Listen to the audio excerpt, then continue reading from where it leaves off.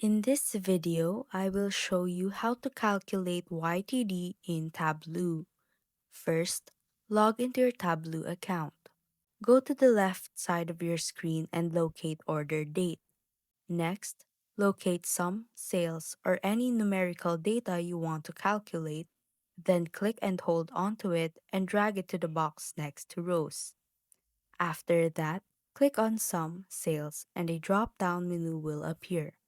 Hover your mouse over Quick Table Calculation, and from the list, select Running Total. This will start building your year-to-date view. Now, click again on Sum, Sales, and from the drop-down menu, select Edit Table Calculation. A pop-up window will appear, and here you can adjust how the calculation works. For example, changing the direction or scope. Finally, go to the top part of your view and click on Order Date.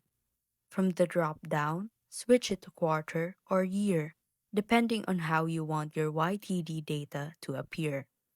And that's how to calculate year-to-date or YTD in Tableau.